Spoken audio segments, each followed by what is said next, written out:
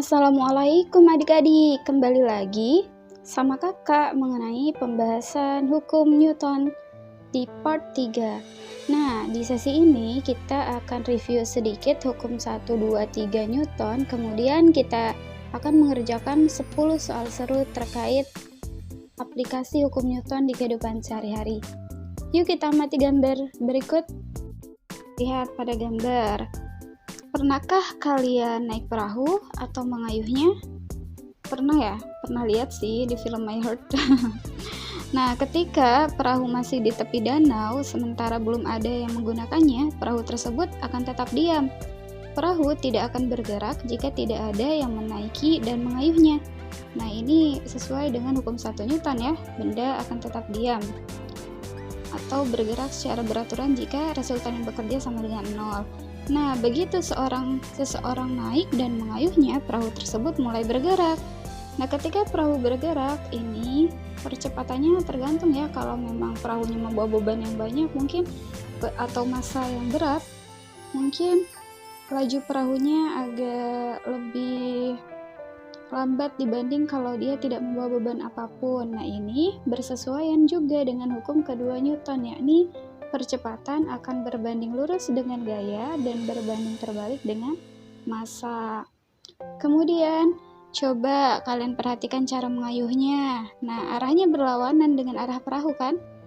Nah, sewaktu misalkan kamu menggerakkan dayung ke arah belakang, perahu yang kamu kendarai akan bergerak ke depan. Hal ini terjadi karena gaya aksi yang kita berikan melalui dayung. Kita mendayung adalah gaya aksi ya, maka perahu tersebut akan bergerak ke depan. Pergerakan perahu adalah gaya reaksi. Ini bersesuaian dengan hukum 3 Newton. Nah, ini bagannya ya. Hukum Newton terbagi 3, 1, 2, dan 3. Oke, sekarang kita akan mengerjakan beberapa soal. Di soal pertama, di sini kakak bacakan soalnya.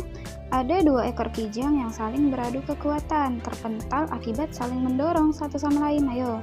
Ini termasuk hukum 1, 2, atau 3? Yap, benar sekali, termasuk hukum 3 Newton ya.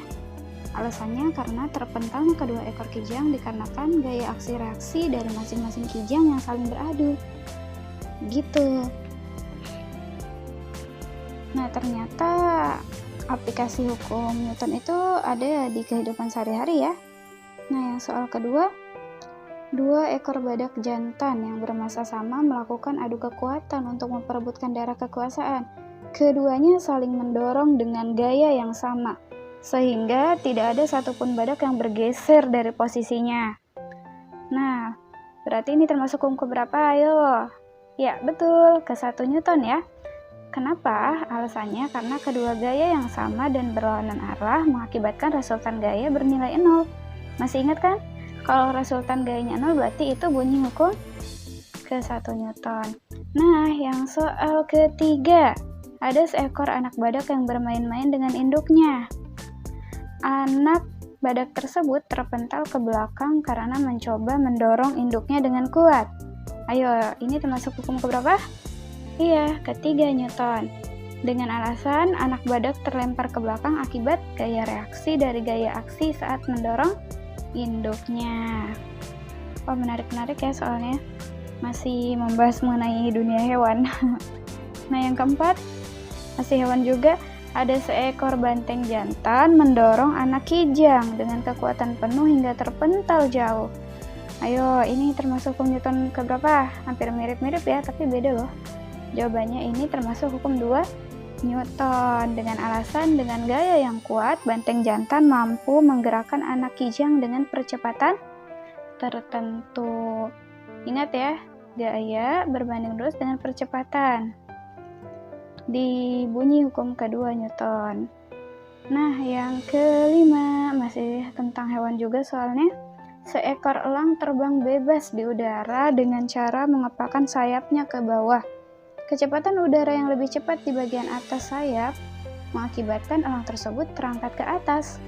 Wah, ini gampang ya. Hukum ketiga Newton dengan alasan kepakan sayap burung ke bawah itu gaya aksi mengakibatkan burung terangkat ke atas sebagai gaya reaksinya. Dari soal 1 sampai 5 masih membahas hewan ya.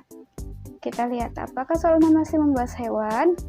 Kayaknya ini 10 soal bahasa hewan semua deh. Iya, masih hewan. Nomor 6, seekor gajah betina mendorong anaknya ke sungai untuk minum. Gajah betina tersebut mendorong anaknya dengan hati-hati karena massa tubuhnya yang jauh lebih besar daripada massa tubuh anaknya. Nah, ini berkaitan dengan gaya dan percepatan ya. Berarti hukum kedua, Newton dengan alasan dengan gaya yang diberikan gajah betina mampu menggerakkan anak gajah dengan percepatan tertentu. Jadi si ibunya yang mengontrol harus sebesar apa percepatan yang ditimbulkan. Nah, 4 soal terakhir ini buat kalian latihan ya. Silakan dikerjakan. Soal nomor 7. Seekor ikan berenang di dalam air dengan cara menggerakkan siripnya ke belakang. Nah, ini termasuk ke hukum 1, 2, atau 3 Newton. Coba kategorikan ya. Nah, soal ke-8. Seekor jerapah jantan memiliki kepala yang besar untuk menyerang jerapah jantan lainnya saat dewasa. Ini juga sama perintahnya, kategorikan. Mana yang termasuk hukum 1, 2, dan 3 Newton, 9, 10 juga sama. Silahkan disalin di buku latihan, kerjakan, kemudian foto hasil pengerjaannya dan kirim ke Google Classroom. Terima kasih.